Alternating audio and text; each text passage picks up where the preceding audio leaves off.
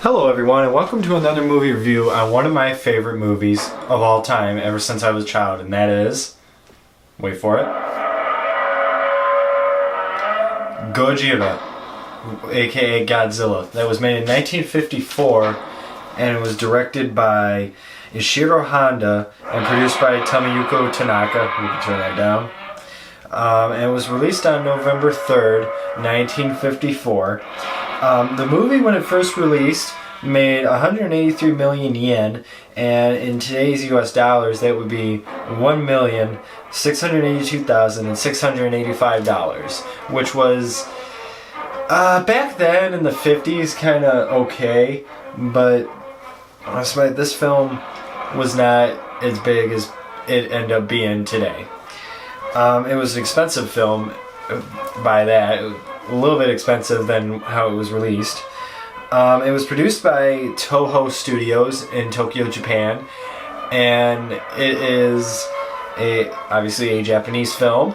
And the stars of the film are Akira Takarada, who is playing as Ogado, Momoko Kochi as Emma Yamane, and Akihiko Hirata, who plays as Dr. Serizawa, and Takesha Shimura as Dr. Yamane.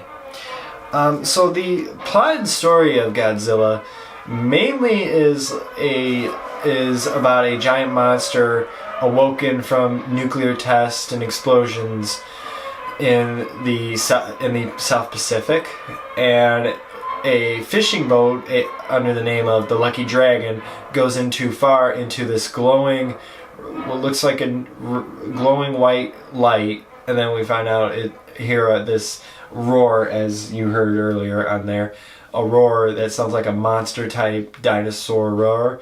And what ended up happening is that it would be a fishing boat legend of a monster the islanders on Odo Island that call Gojira, or as we know in America, Godzilla.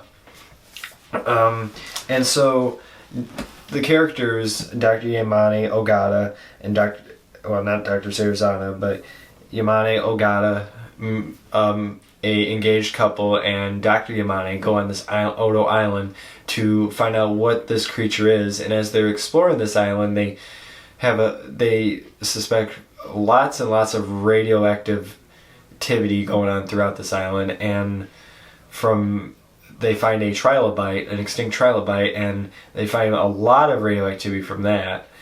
And when the islanders ring their bell, they say that Gojira is coming, or Godzilla is coming. So what that meant is Godzilla was nearby, coming out of the ocean.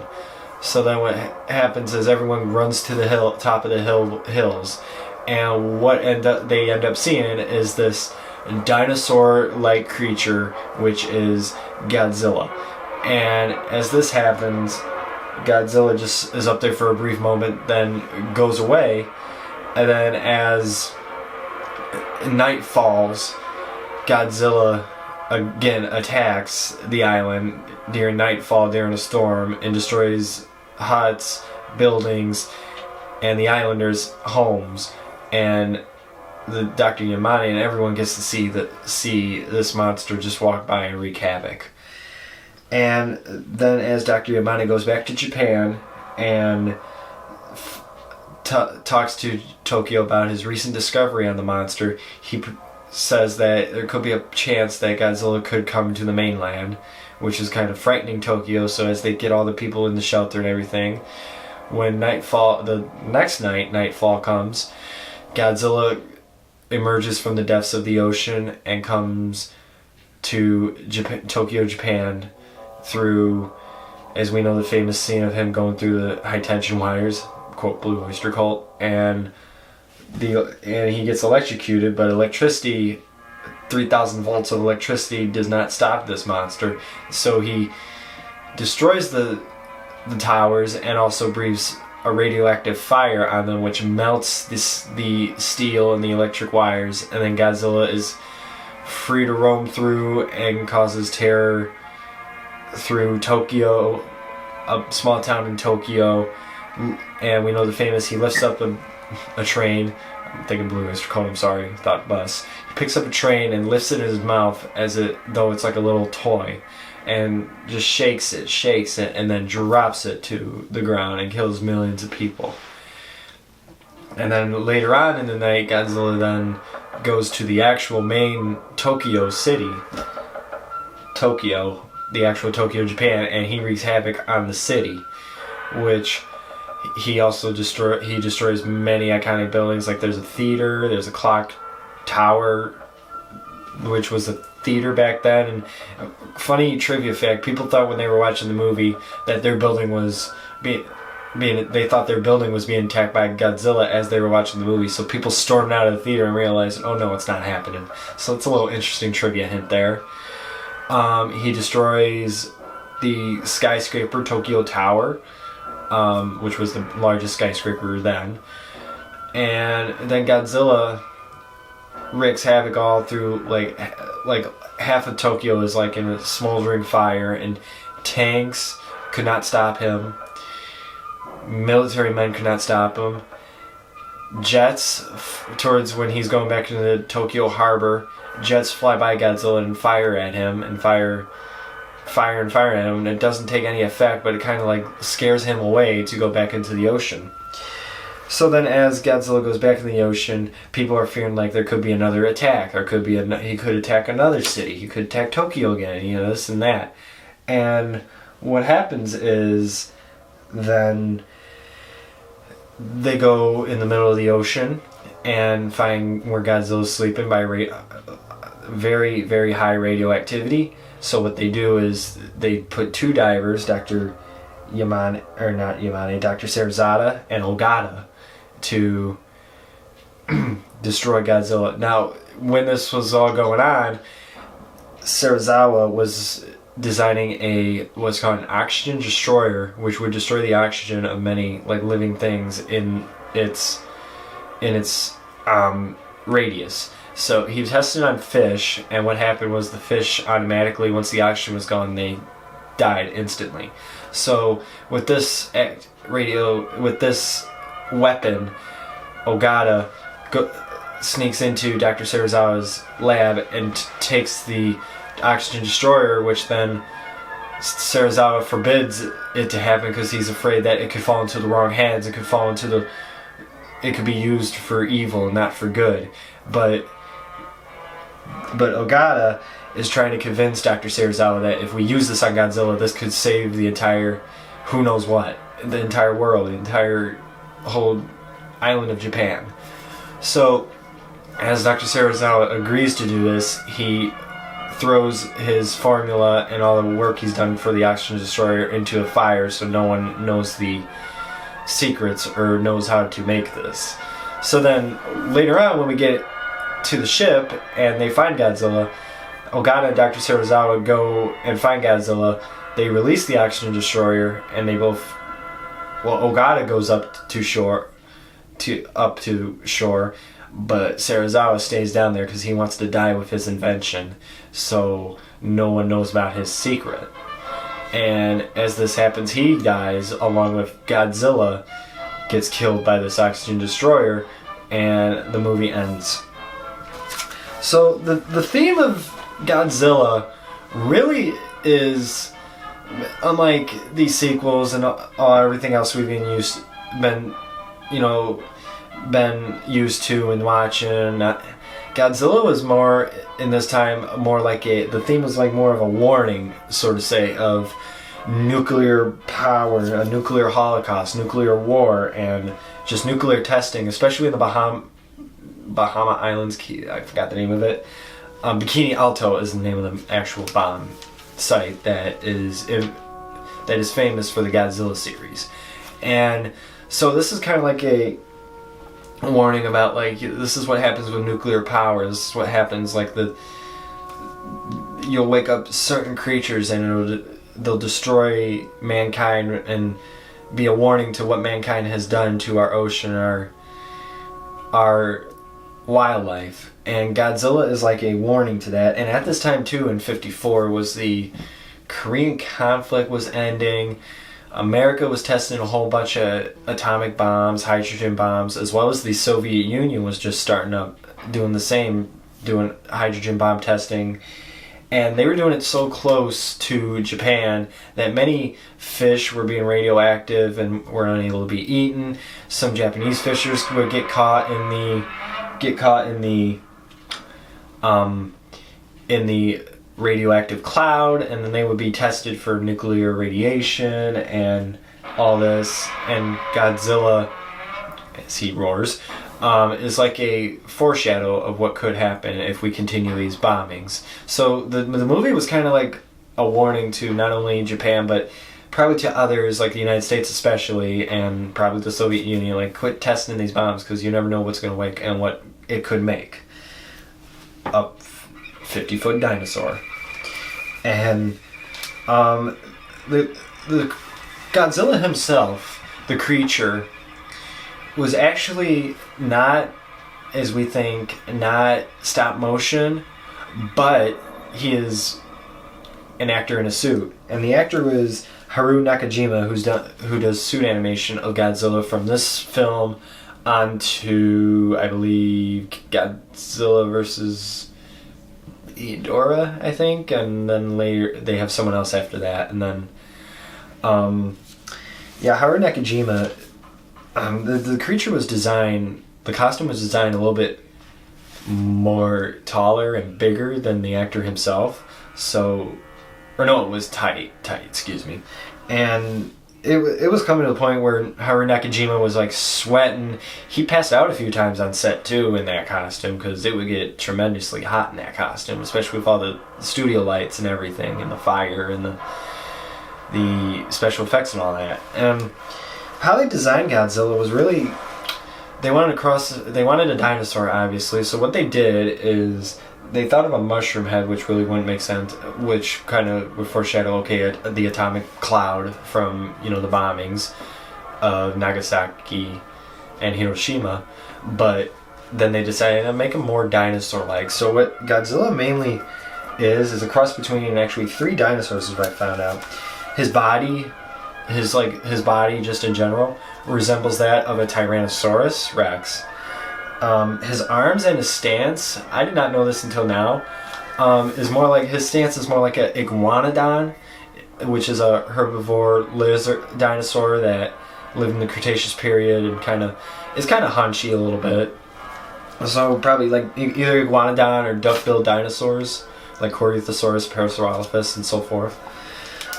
His spine's on his back, the plates that charges up his radioactive fire breath, are actually resemble Stegosaurus plates. A little bit sharper, but I could see maybe like Stegosaurus, maybe Kentrosaurus, or anything in that family of Stegosaurs that has probably influenced him. And one thing to notice about this too is when they originally wanted to make Godzilla, they wanted to do during this time when they were thinking Godzilla, King Kong, the original 1933 film, was released, and Ishiro Honda was like, hey, I'm going to make a movie like that, kind of stop motion animation film. But at the time he noticed that Japan didn't have the technology or like the specialization to do that, nor did they have anyone skilled in Japan to actually do stop motion animation. So what this consider of was they kind of like, okay, then maybe we should try a man in a suit, which is how we got it. And also they also took like a lot of influences from a film that just got released a couple months earlier in America called Beast from 20,000 Fathoms, which is a dinosaur woken by atomic explosions and is found in the Arctic and wreaks havoc on a city, New York.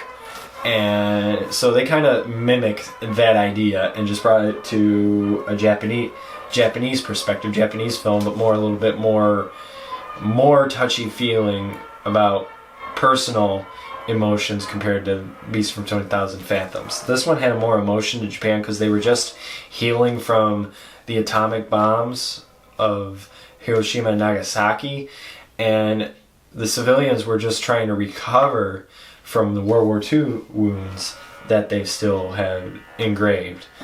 And this film kind of got negative reviews when it was released because of that. Japanese people didn't want to reminisce about the World War II and the bombings and stuff, and they just really didn't like the film the way the message was portraying. So what then, how these actors and the extras that portray, Godzilla wreaking havoc and the civilians being caught in this, they actually had to watch like World War II like documentaries and films of the tragedy to get that emotion build up and to get that real emotion, like as Godzilla terrorizes everything, they get that emotion, like the same horror of seeing Godzilla as the bombings happen. So, and what's interesting, and I didn't know about this either, is when you look at Godzilla in this film and he walks very slow, like little inch by inch. Maybe the actor could only move 30 feet, which because of the heavy costume. But again, it's really interesting what they said why they made him move slow. They portray Godzilla as kind of like a soldier coming back from war, a wounded soldier that got so many wounds and everything, is trying to get adjusted to the world, and this Godzilla portrays the wounded soldier just walking very slow through the city and through the town. Godzilla mimics a wounded soldier walking through civilians as he has war scars, and Godzilla walks kind of like that in the movie through Tokyo as like a slow moving dinosaur portraying wounded soldiers of World War II. And this film is so big in pop culture, so big in media, mass media and everything. It has spawned to make 35 sequels total. After this, there were 35 Godzilla films after that. Sequels, remakes, and just, different story ideas and everything, and different monsters. There were actually 32 Godzilla films that were made in Japan and are from Japan, while there's 3 of them that were made in Hollywood, like the recent Godzilla King of the Monsters, Godzilla in 2016, and the awful Matthew Broderick 98 Godzilla film, which I don't know why they count that, but it's not Godzilla. And so comparisons between this and the American version, Godzilla King of the Monsters, that was released in April 27th, 1956, so 2 years after this original film. What they did in the English version is they changed up the whole storyline. They changed up most of the storyline. They have Raymond Burr, who's a famous actor of the 50s from a TV series that I'm trying to forget. He's also in Rear Window. He's in the remake Godzilla 1985, The Return of Godzilla, and comes to Japan mainly as as a news reporter of for a newspaper, and the locals talk about their discovery of Godzilla, and Raymond Burr is played as Steve Martin, not the actor Steve Martin, but a different character. And it's like a journalist trying to figure out what's going on, what's this monster doing, and then all of a sudden he sees this monster and takes notes and talks about what is going on in Japan, what this monster is doing to Tokyo. This creature is wreaking havoc on the city. So then as this happens, Raymond Burr gets caught in the destruction. He gets buried from 2 feet high in a office building. He gets buried from 2 feet above to the ground by Godzilla in rubble, debris, and everything. And then he awakens and sees Yamane, who's played by, again, Momoko Kochi, and is like, "We need to. You need to figure out what to do. You need to stop it." And he says, "Talk to Dr. Serizawa. Have him take his weapon and destroy Godzilla." So it wasn't so much like the English version wasn't so much like going on the war warning, so to say. It was more kind of like going off like a journalistic perspective movie type deal. So I mean, they used a lot of footage from the original. They re-edited it to like match up to what they want. And, you know, us Americans, we like to, you know, rewrite things and copy things a little bit. So then what happens is the American version is slightly different, not as much, but slightly different than the original film. Because there are added scenes with Raymond Burr. There's scenes where they just add, like, just insert Raymond Burr, and I'm surprised the technology back then had it. And it was just also just they briefly discuss about nuclear, you know, atomic testing and stuff. They don't really emphasize it a lot in this. They just treat Godzilla King of the Monsters, the American version, as more of a generic monster movie like all the other American monster movies, like King Kong, Beast from 20,000 Fathoms, and so on. So the original Japanese version kind of has a more in-depth feeling and emotion to it compared to the American version. But as I said, this film did inspire a sequel a year after, Godzilla Raids Again sequel, but this time Godzilla is fighting another monster, Anguirus, and destroys Osaka, and we'll get on that topic later. But yeah, this Godzilla movie has influenced so much, and it's been a phenomenon, and it's just amazing of the influence this one film has made for our generation. This is like the grandfather of the Godzilla movies, maybe great-grandfather, I don't know. But this is just a great movie. So that is my review on Gojira. Please comment on this movie. Tell me whether you've seen it. Comment and tell me about this. Tell me about the other Godzilla movies. Please like my video. Subscribe to my channel. And again, this is Matt Schroeder Productions. Thank you.